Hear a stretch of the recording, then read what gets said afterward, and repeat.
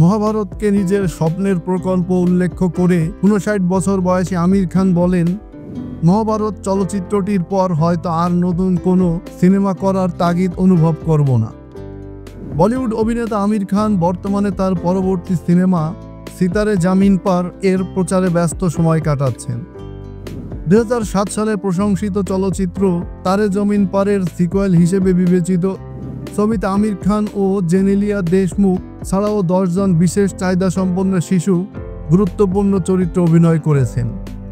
রাজ সামানির পডকাস্টে অংশ নিয়ে আমির খান তার আসন্ন চলচ্চিত্র মহাভারত নিয়ে কথা বলেন। তিনি জানান, সিতারে জামিন পার মুক্তির পর এই বিশাল প্রকল্পের কাজ শুরু হবে। মহাভারতকে নিজের স্বপ্নের প্রকল্প উল্লেখ করে আমির খান বলেন, আমি মনে করি এটি এমন একটি কাজ যা একবার করলে মনে হবে এরপর আর কিছু করার বাকি নেই। এই জগতে যা কিছু রয়েছে সবই মহাভারতে পাওয়া যায়। 59 বছর বয়সী এই অভিনেতা আরও বলেন, মহাকাব্যটির গভীরতা ও জটিলতা হয়তো তাকে এমন এক শিল্পসিদ্ধিতে পৌঁছে দেবে যার পরে আর নতুন কিছু করার তাগিদ অনুভব করবেন না।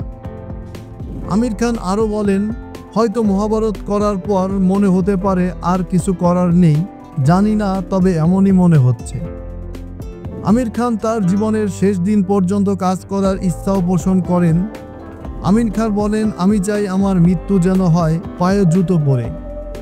ঠিক একে হ্যাঙ্গোলজি যেমন বলতেন, আমি চাই কাজ করতে করতে যেন আমার মৃত্যু হয়। আমাদের সবারই তো এমন ইচ্ছা। সিতারে জামিন পার প্রযোজনা করেছে আমির খান প্রোডাকশন, পরিচালনা করছেন RS প্রসন্ন, চিত্রনাট্য লিখেছেন দিব্য নিধি শর্মা, সঙ্গীত পরিচালনা করছেন শঙ্কর এহসান লয়, আর গানের কথা লিখেছেন অমিতাভ ভট্টাচার্য। ছবিটি যৌথভাবে প্রযোজনা করছেন অর্পণা পুরোহিত ও রবি ভাগন চন্ডা।